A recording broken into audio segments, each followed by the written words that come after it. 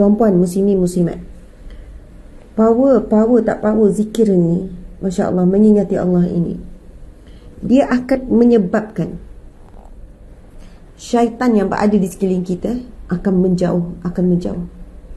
Syaitan tak hairan dengan orang yang solat, syaitan tak hairan dengan orang yang baca Quran, syaitan tak hairan. Maksud saya ialah, jika solat lalai, syaitan tak hairan. Jika baca Quran tapi hati lalai, baca Quran sebab nak ambil syarat, kan kalau tak baca hati tak rasa macam sekian-sekian.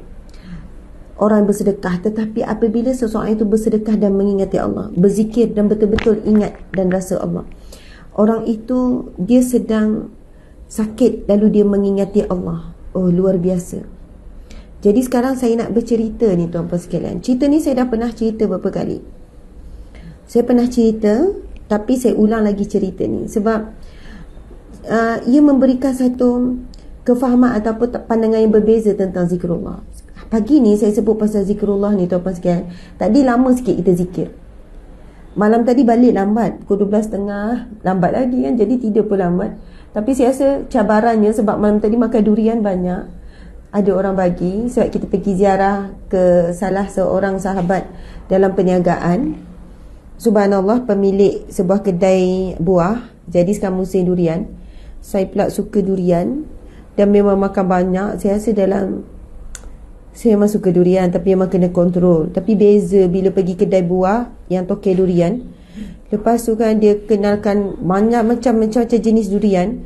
Jadi kita cuba. Oh, kesan dia memanglah boleh nampak lah pada muka tu kan. Jadi memang dia bagi efek badan kita lemah. Dalam makan malam kan, makan lewat malam. Okey, tuan-tuan sekalian, ingat tak kisah saya pernah cerita tentang pasangan suami isteri? Ini kisah benar, diceritakan terus kepada saya. Suami dia mu'alaf. Dan sebelum suami dia masuk Islam, suami dia kerja yang sangat dahsyat. Apa pekerjaan sangat dahsyat? Apa kerja yang sangat dahsyat, tuan-puan sekalian? Suami dia bekerja sebagai pembunuh upahan. Bayangkan ya, pembunuh upahan. Dahsyat tak dahsyat? Kita nak bunuh lipas pun tak sampai hati kan. Saya lipas sebab takut, tapi tak sampai hati nak memutuskan nyawa makhluk Allah. Begitulah ibarat nak bunuh.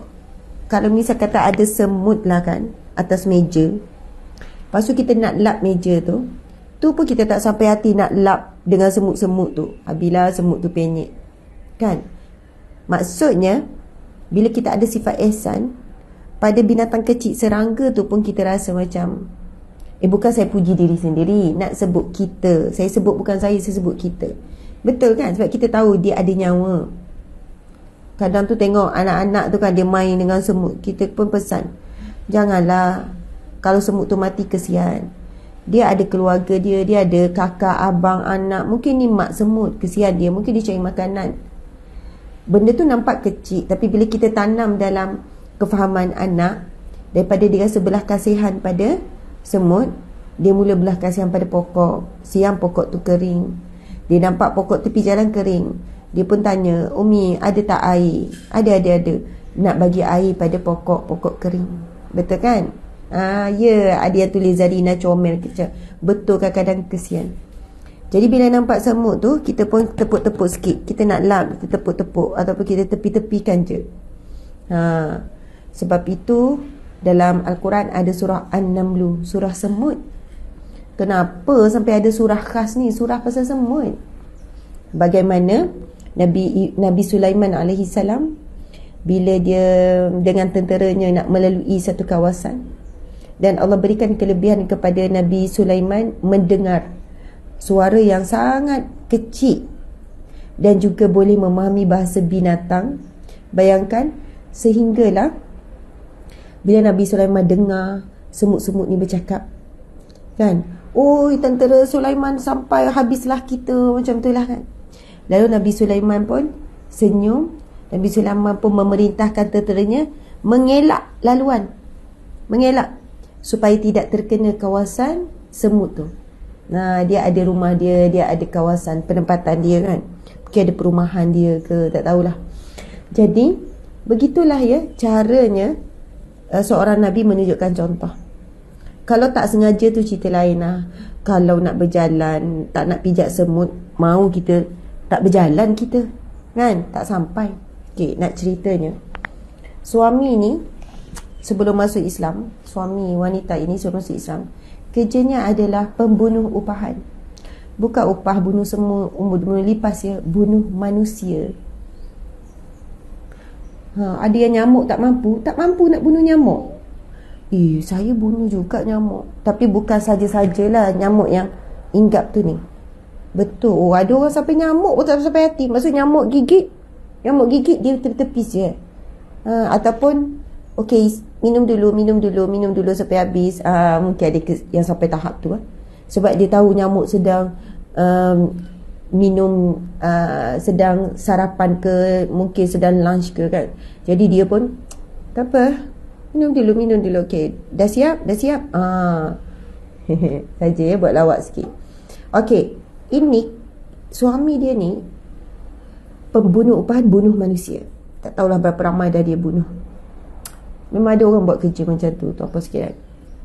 Lepas tu satu hari, ceritanya masa muda, mungkin sama tempat kerja ataupun kenal, macam mana boleh kenal sebelum kahwin ni cerita ni.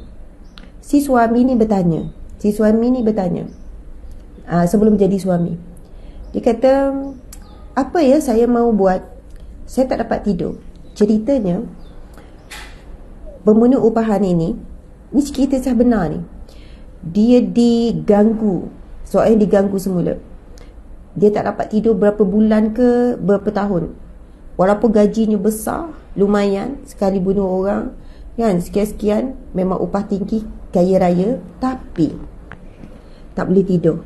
Makan ubat, rawatan doktor, makanlah ubat tidur, macam mana tak dapat tidur. Tidur sangat terganggu. Soalnya dia kata roh-roh si mati itu datang mengganggunya. Gangguan yang sangat teruk. Memang tak boleh tidur. Okey, sampai sakit apa. Satu hari bertemburlah dengan isteri ni, masa tu belum kahwin, sebab ni cerita orang bukan Islam. Lalu dia pun bertanya, you ada apa-apa tak yang saya boleh buat supaya saya dapat tidur? Ya, kamu kan orang Islam. Orang Islam kan ada macam-macam doa apa. You boleh tak bagi satu doa dalam agama you, ataupun apa-apa bacaan mantra ke, sebab saya susah nak tidur. Lalu wanita ini berikan zikir Nabi. Ini zikir Nabi Yunus ataupun zikir Nabi Adam AS. Nabi Yunus, la ilaha illa anta subhanaka inni kuntu minaz zalimin.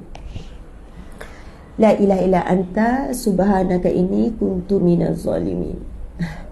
Oh, Ina Ismail Izwan cerita, ya Ustazah, kawan saya gitu, nyamuk gigit pun dia tak bunuh, dia tepi-tepi je. Oh, ada orang tanya tak masuk penjara ke?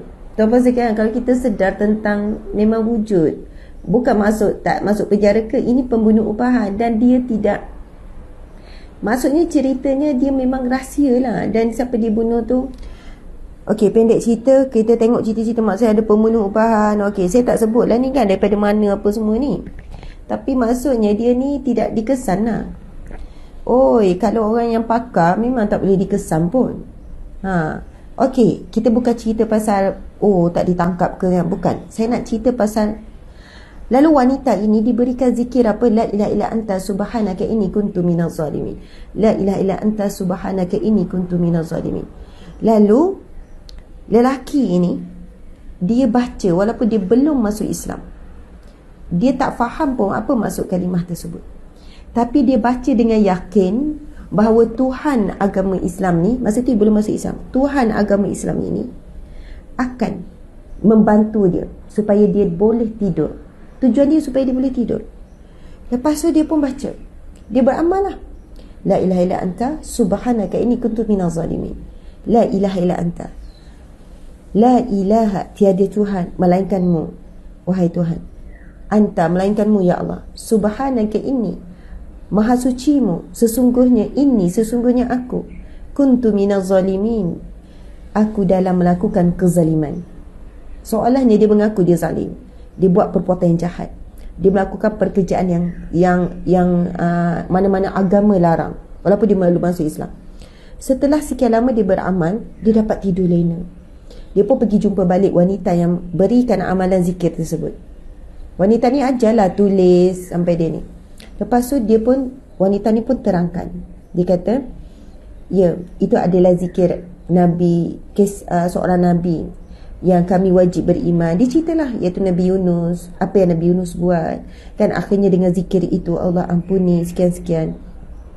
Sebab Nabi Yunus meninggalkan umatnya kan. Kemudian dia pun ceritalah, dia cerita lagi, zikir itu memasuk sekian-sekian. Lalu lelaki ni pun kata, kalaulah saya belum masuk Islam, Tuhan kamu dah berikan kepada saya ketenangan sehingga saya boleh tidur dengan lena. Bagaimanalah keadaan kalau saya masuk Islam?